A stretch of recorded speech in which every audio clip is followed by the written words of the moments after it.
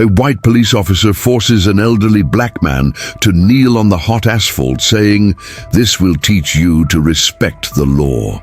The old man remains calm, takes something out of his pocket and says, "Do you know what this means?" When the officer sees the document, he is paralyzed with shame. The midday sun mercilessly beats down on the asphalt of the main avenue. The thermometer reads 95 degrees, an unusual heat for the season, as Miguel Silva, a 68-year-old black man impeccably dressed in a navy suit, heads to the court of justice. His steps are interrupted by a police car that abruptly brakes beside him. Before proceeding with this stunning story, please like, subscribe to the channel, turn on the notification bell, and comment on which city you are watching from.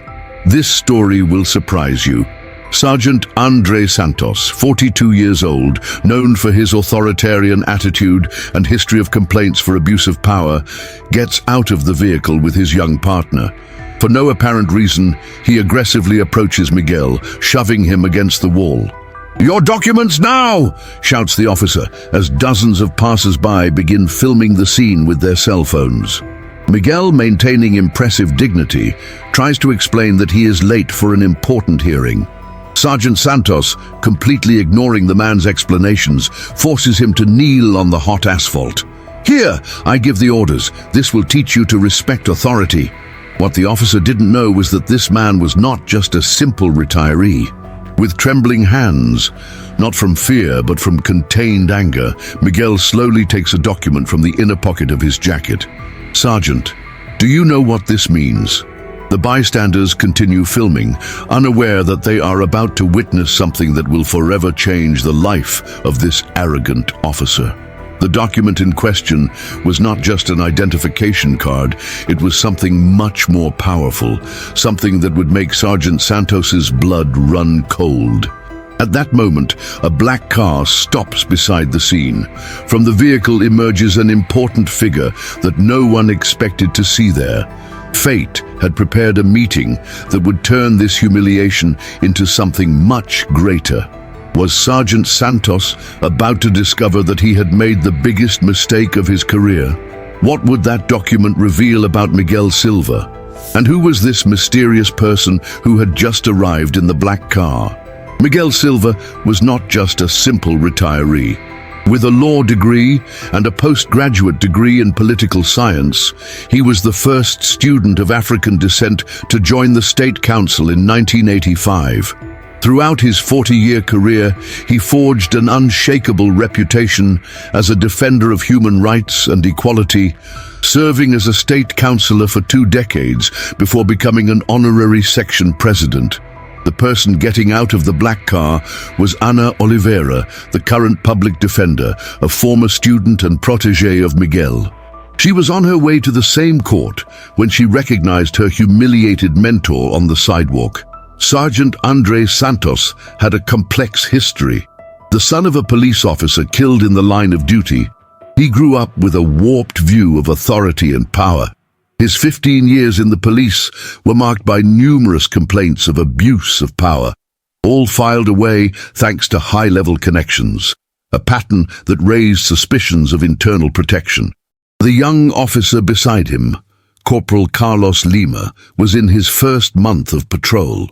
Coming from a modest family in the outskirts, he saw in his older partner a behavior that made him uncomfortable, but he still lacked the courage to question it.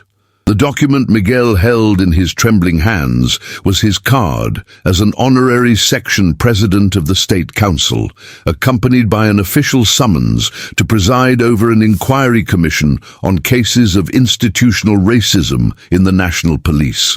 The main avenue, the stage of this fateful encounter, buzzed with the usual lunchtime activity. Rushed executives, street vendors and tourists formed an involuntary audience, many recording the scene on their cell phones. The video was already starting to circulate on social media, with the hashtag Racismo na Avenida quickly reaching the trending topics. The heat from the asphalt burned through the thin fabric of Miguel's suit pants, but the physical pain was minimal compared to the indignation he felt. In nearly 70 years of life, he had faced countless instances of prejudice, but this one had a particularly bitter taste. He was on his way to a hearing to preside over precisely this type of abuse. Ana Oliveira's arrival added a new dimension to the situation.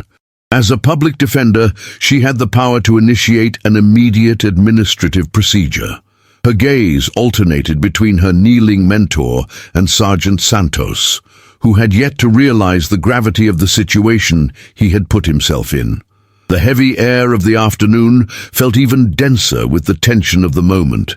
In a few minutes, this scene of routine abuse would transform into a turning point in the fight against institutional racism in the country. "Sergeant Santos, you have just made a grave mistake." Ana Oliveira's voice cuts through the air like a sharp blade. "This gentleman you forced to kneel is Miguel Silva, honorary section president of the State Council, and I am the public defender." The face of Sergeant Santos undergoes an instantaneous metamorphosis, from the red of authority to the white of fear. His hands, once steady on his service weapon, begin to tremble visibly. Corporal Lima, his young partner, takes 2 steps back, physically distancing himself from the situation. Miguel finally stands up, adjusting his suit with dignity. The marks of the hot asphalt are imprinted on his pants, like visible scars of the humiliation suffered. "Sergeant, how long have you been in the police?" he asks with a glacial calm. 15 years, sir," Santos replies, stammering. 15 years? And how many times have you repeated this scene with other citizens who didn't have a title of state councillor to protect themselves? The silence that follows is deafening. The people around, who haven't stopped filming, now begin to broadcast live on social media. The hashtag Justice for Miguel is already trending at #1 in national topics. Ana Oliveira grabs her phone and makes a quick call. "Chief of Police, I need a team from Internal Affairs here on the main avenue immediately. We have a serious case of abuse of authority and racial discrimination." Cabo Lima, watching the situation unfold, makes a decision that will change his career. "Public defender, I can testify. This is not the first time I've witnessed this kind of behavior from Sergeant Santos." The sergeant looks at his partner with a mix of anger and disbelief. "You traitor," he bellows, taking a threatening step towards the young officer. "Stop!" Miguel's voice resonates with natural authority. "One more step and I'll add threats to the list of charges." At that moment, 3 Internal Affairs cars arrive on the scene.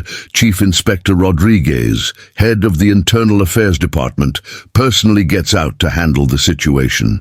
"Mr. President," the inspector says, "I assure you this will not go unpunished." Miguel adjusts his tie and looks directly into Sergeant Santos's eyes. "You know, Sergeant, I could simply use my influence to destroy your career right now. But I'm going to do something different. Something that will teach you the true meaning of justice and respect." The sun continues to beat down fiercely on the main avenue, but now it's Sergeant Santos who is sweating profusely, realizing that his life is about to change drastically. As Sergeant Santos is led to the Internal Affairs vehicle, a woman in her 50s crosses through the crowd. It's Mrs. Fatima Souza, president of the Association for Integration and Justice, AIJ. With tears in her eyes, she approaches Miguel. "Mr. Silva, forgive my intrusion, but I need to testify. This officer, he has terrorized our community for years. Last week, he humiliated my 17-year-old nephew, a brilliant student about to enter university. The boy is traumatized. He doesn't want to leave the house anymore." Cabo Lima, gathering more courage, adds, "Mr. President, I have evidence. In the last 2 months I've worked with him. I discreetly recorded several irregular stops. I didn't know who to turn to."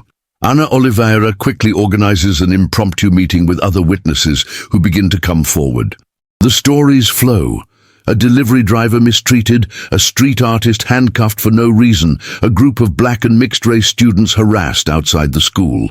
Meanwhile, Miguel's phone starts buzzing with messages from other members of the State Council and high-ranking officials. The video of the stop has gone viral. The Vice President of the State Council cancels the afternoon hearing and calls for an extraordinary meeting. Inspector, Miguel calls, I want access to all security camera footage from the sector for the last 6 months. Every intervention by this officer will be examined. Sergeant Santos, still in the vehicle, watches his world crumble. His phone won't stop ringing. It's other officers with similar backgrounds, worried that their own conduct will be exposed. A journalist from a major network approaches Mrs. Souza, who is now organizing a WhatsApp group with other victims of the sergeant. Ma'am, could you tell us more about these systematic cases of discrimination? Cabo Lima, still trembling from his decision to report his superior, receives an unexpected call. It's his mother, a longtime civil rights activist. Son, I saw the video. You did what many didn't have the courage to do. Miguel observes everything with an analytical gaze. What began as a personal humiliation was transforming into a case of national significance. His phone vibrates. It's a message from a former colleague at the Ministry of the Interior. Miguel, this is just the tip of the iceberg. I have data you need to see urgently. Ana Oliveira approaches with a folder. Mr. President, you need to see this. These are statistics on racially profiled stops in the metropolitan area. The numbers are alarming. The afternoon progresses, and what was just a simple trip to the courthouse transforms into a potential turning point in the fight against institutional racism in the country. Ladies and gentlemen, the session is open. The voice of the Vice President of the State Council echoes in the auditorium. It's 8 p.m. the same day, and an extraordinary session has been called. The Miguel Silva case has triggered a chain reaction that no one had anticipated. On the main screen, videos from security cameras over the past 6 months are projected. Sergeant Santos appears in dozens of questionable stops, all following a similar pattern, systematically targeting and humiliating people from minorities. But the real shock comes when Miguel stands up to speak. My dear colleagues, what I bring today goes beyond my personal case. During my years as a state councillor, I kept a confidential dossier. He opens his folder and pulls out a thumb drive. Here is the proof of a network protecting racist officers within the institution itself. The file is projected. Emails, messages, and official documents appear showing how complaints against officers like Sergeant Santos were systematically filed away. Even more shocking, the names of high-ranking officials who ensured this impunity. The Director General of the National Police, present in the room, pales at seeing his name among those involved. He tries to get up to leave, but 2 internal affairs agents are already blocking the door. Ana Oliveira then reveals her most impressive discovery. Sergeant Santos did not act alone. He was part of a group of police officers who called themselves the Guardians of Order. They even had a point system for their discriminatory approaches. Corporal Lima, trembling but determined, presents screenshots of a WhatsApp group where the officers shared photos of their prey, celebrating the humiliations inflicted on minorities. Mrs. Souza, invited to testify, tearfully recounts, "My nephew was not the first. They have a list of the schools and universities where young people from immigrant backgrounds study. They call it hunting zones." But the most moving moment arises when Miguel projects one last image, an old photo from 1983. It shows a young black man in handcuffs with a bloodied face. This man was my younger brother. He tried to report racist practices in the police and was found dead a week later. The case was filed as suicide. A sepulchral silence falls over the assembly. Miguel continues, "For 40 years I have kept this pain and this evidence, waiting for the right moment. Today, when that sergeant forced me to kneel, I did not see just an isolated case. I saw the continuation of a system that killed my brother." The Vice President of the State Council, visibly shaken, makes an unprecedented decision. "I declare the session permanent. No one leaves this room until we establish a concrete action plan to combat institutional racism. Sergeant Santos, handcuffed and escorted into the room, finally understands the magnitude of what he has provoked.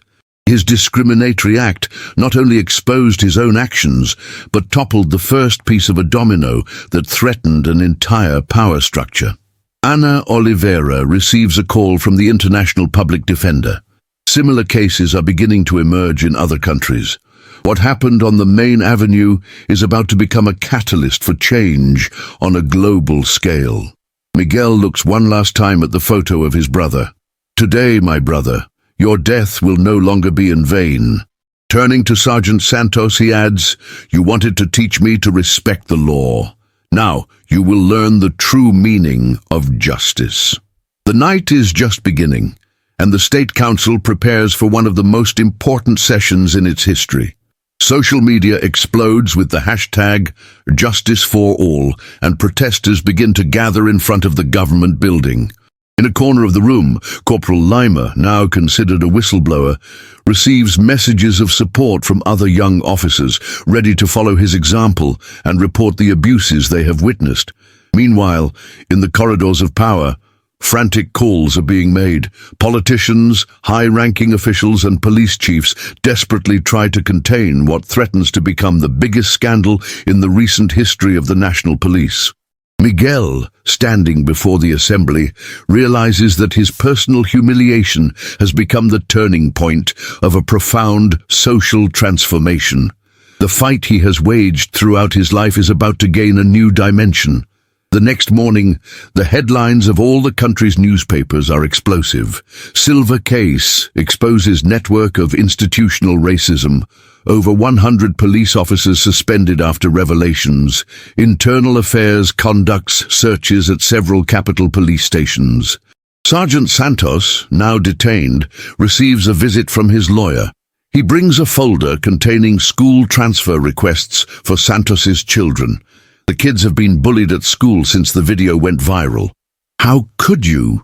the lawyer asks, implying that his defense will be difficult. At the Internal Affairs headquarters, Corporal Lima testifies for hours, detailing every incident he witnessed. His phone keeps receiving messages, some of support, others containing veiled threats from former colleagues. Miguel receives an international call. It is the United Nations High Commissioner for Human Rights, inviting him to testify before a special commission on racial discrimination in law enforcement. His case is about to become a global precedent. Mrs. Souza organizes a peaceful protest on the main avenue. Thousands of people participate, many holding signs with photos of relatives who suffered police violence. The movement is named Standing Tall and with Dignity. Ana Oliveira calls a press conference. "We have identified over 500 similar cases in just the last 6 months. From today, every police encounter must be filmed and justified in writing." The WhatsApp group of the Guardians of Order leaks online. The conversations reveal a complex system of oppression with monthly goals for discriminatory approaches and rewards for the most productive.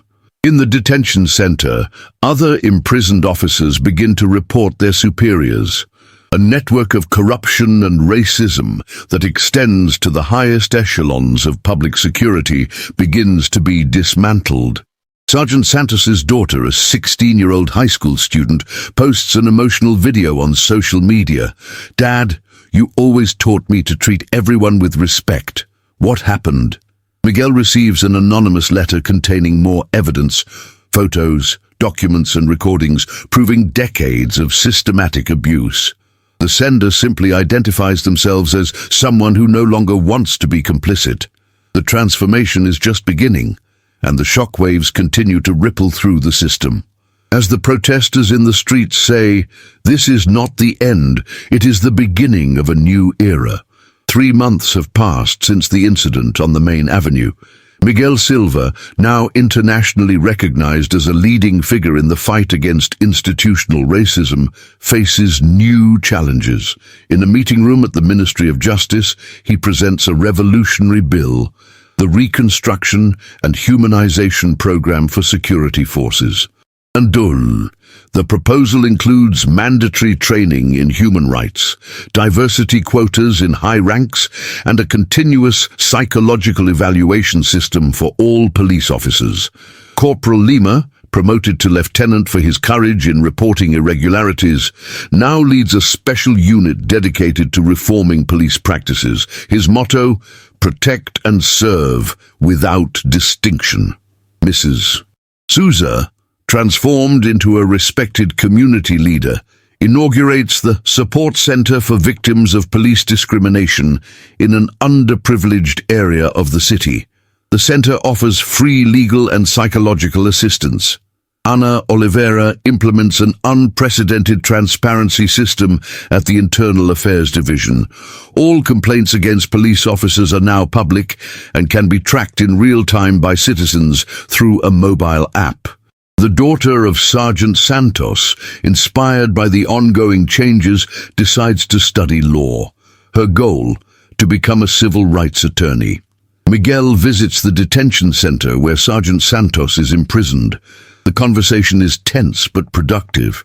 The former officer, visibly dejected, admits, "I never stopped to think about the impact of my actions.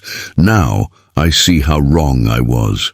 An international commission arrives in the country to study the implemented changes. The police reform model begins to be seen as an example to be followed in other countries. The Standing with Dignity movement extends to areas beyond public security. Businesses, schools, and government institutions begin to implement anti-racist policies inspired by this initiative. Miguel receives an unexpected invitation to give a lecture at the police academy. In front of hundreds of cadets, he shares his personal story and that of his brother, moving the entire audience and planting the seeds of change in the new generation of police officers. The transformation is neither easy nor quick. There are resistances, threats, and attempts at sabotage. But with every obstacle overcome, Miguel remembers his brother's words. True strength is not in humiliating others, but in lifting those who have fallen. Walking down the main avenue, now a symbol of transformation, Miguel reflects on how a moment of humiliation became the catalyst for historic change. The road is long, but the first steps have been taken toward a fairer and more equal society. 5 years later, Miguel Silva, now 73 years old, takes the stage to receive the International Human Rights Award. The audience, composed of world leaders and activists, applauds standing. His speech is broadcast globally. 5 years ago, I was forced to kneel. Today, we are all standing, united for a fairer future. The Reconstruction and Humanization Program for Security Forces, initially controversial, has become a global model.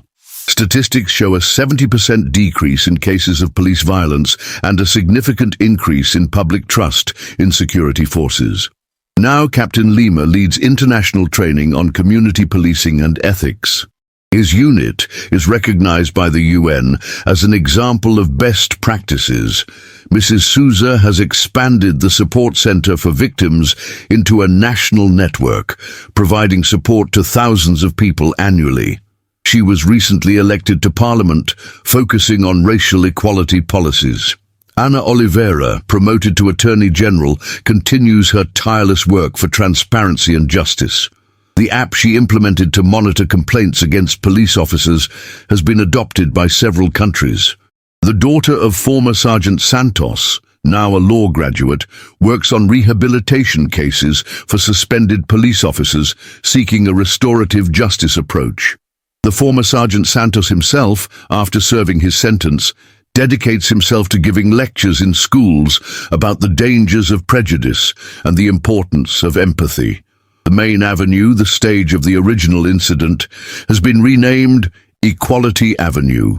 A monument has been erected at the exact spot where Miguel was forced to kneel, symbolizing the transformation of society. As Miguel concludes his acceptance speech for the award, he looks out at the audience and sees faces of all colors and backgrounds. His gaze lingers for a moment on the photo of his brother, which he always carries with him. The road to true equality is long and challenging, he says, but every step we take together brings us closer to that ideal.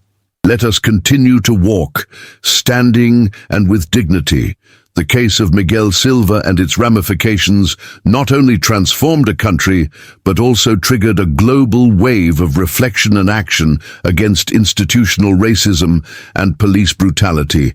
Academies and research institutions around the world began studying the Silva model of police reform. Dissertations, theses, and books have been written analyzing how a single occurrence of injustice could catalyze such deep systemic change. The impact on international relations has also been significant. Countries that previously denied having problems with institutional racism began to confront their own realities, pressured by a global public opinion that is increasingly aware. Social media, which initially amplified the video of Miguel's humiliation, became platforms for digital activism, with people sharing their own experiences and demanding changes in their communities. The private sector also felt the impact. Companies began to implement more robust diversity and inclusion policies, fearing being associated with the type of discrimination exposed in the Silva case. In the field of education, school curricula have been revised to include more in-depth discussions about civil rights, the history of struggles against racism, and the role of the citizen in building a more just society. The story of Miguel Silva has become a cultural reference point, inspiring films, TV series, plays, and even operas, each work exploring different aspects of the case and its consequences. Perhaps the most enduring legacy has been the change in collective mindset. The phrase, "Remember Miguel Silva," has become a powerful reminder, used when someone witnesses or experiences discrimination, encouraging people to speak up and take action. The transformation initiated by a moment of humiliation on the main avenue continues to reverberate, reminding everyone that deep social change is possible, but it requires courage, persistence, and the active participation of every member of society.